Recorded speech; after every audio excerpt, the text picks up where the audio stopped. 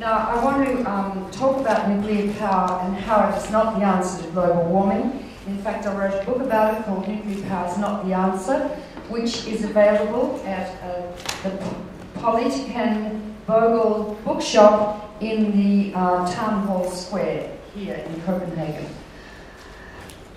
From a medical point of view, nuclear power is extremely dangerous, but I want to just give the arguments about the industry saying it will fix global warming and it's cheap and don't worry about it. A nuclear power plant costs $12 to $15 billion to build.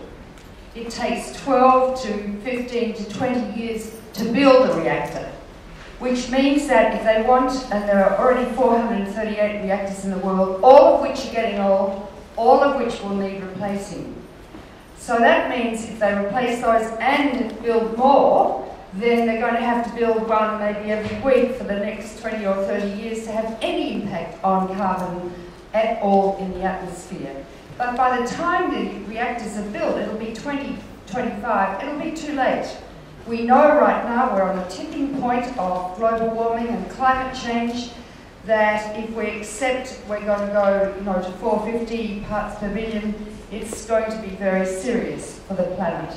So what nuclear industry is doing is they've used global warming as a great gift, and they have put ads to the tune of hundreds of millions of dollars all over the world to say our children need nuclear power, it's the answer to global warming, it's clean, cheap and green, all of which are lies. You will find that people who work for the nuclear industry are not biologists, they're not doctors, and they don't understand biology.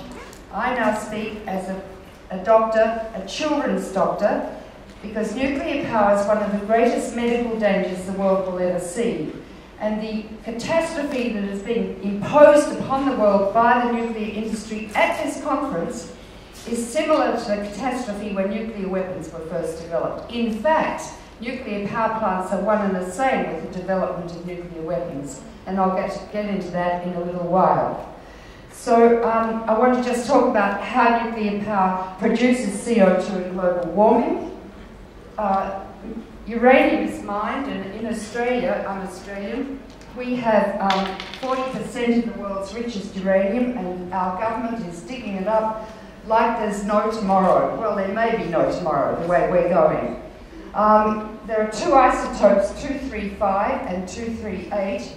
This one is fissionable, it's present in 0.7%, must be enriched to 3% for nuclear power, above 50%, and you can make bombs, and that's why they're worried about Iran. But many countries have made their bombs from their own enrichment plants, and under the non-proliferation treaty, indeed, the IAEA says that any country is allowed to have nuclear reactors and the technology, including enrichment plants. So Iran is within the law, but you mustn't make bombs.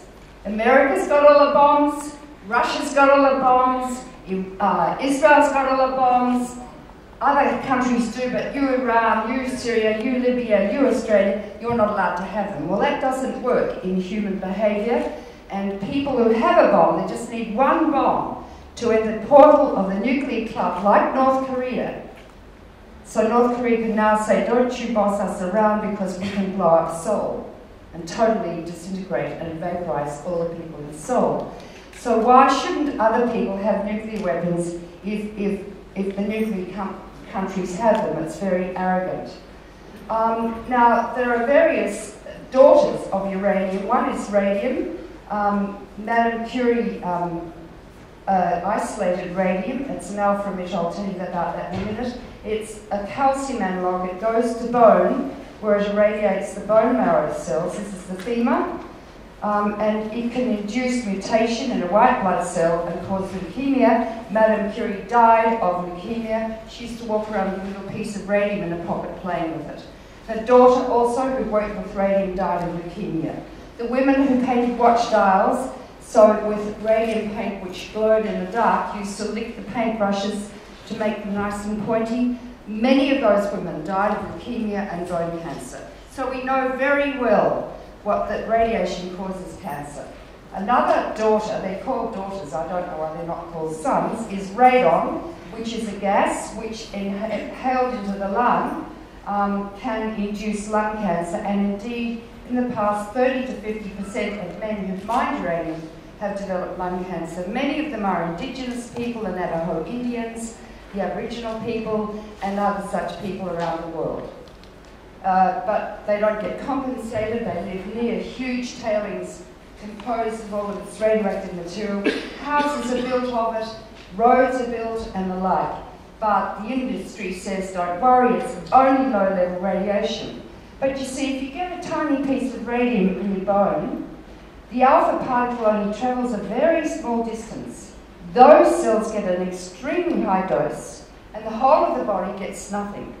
So what the industry does is average that dose to those few cells over the whole body and says it's low-level radiation. So there's a difference between external radiation, like X-rays, and internal emitters that get into the body, into the food, into the body, into our organs, and cause cancer. There's a big difference between external radiation, X-rays and gamma rays, than there is to internal emitters, and the industry will not talk about internal emitters for a good reason. Now, the next thing I want to talk about is how does radiation cause cancer, and what sort of radiation is there? There are basically 5 sorts of radiation.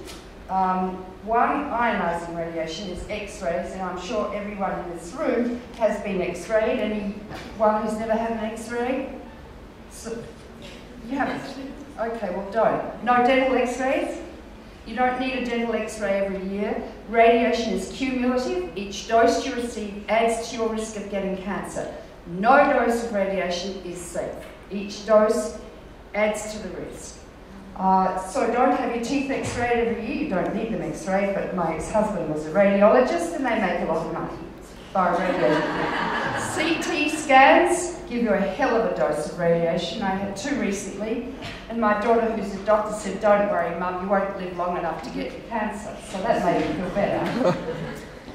Gamma radiation is like X-rays, non-particulate. So when this radiation goes through you, you know how they say, breathe in, hold it, and they run out of the room and go click. That instant, cells can be damaged, but you do not become radioactive. Similarly, when food is irradiated, it doesn't become radioactive. New molecules are made, compounds, but the food is not radioactive. But the fungi and the bacteria are killed by huge doses. Then there's alpha radiation and beta. Now, the alpha is a particulate form of radiation composed of 2 protons and 2 neutrons. It travels not far. You can hold an alpha emitter like uranium or plutonium in your hand, and the radiation won't penetrate the dead layers of epidermis to damage the living cells. But if it gets into the body, into the bone or the liver or wherever, it's extremely carcinogenic, highly carcinogenic. Beta radiation is just an electron, travels further, is lighter, does the same thing. And then there are neutrons, which I won't go into, but except to say the man who developed the neutron bomb, called Cohen, it was a clever bomb because there was very little blast effect, but huge doses of neutrons, so the buildings remained intact. They, however, became radioactive, but people died because their brains swelled with acute encephalopathic syndrome, and they died within days. So it was the ultimate capitalist bomb. Left the buildings intact, but killed the people.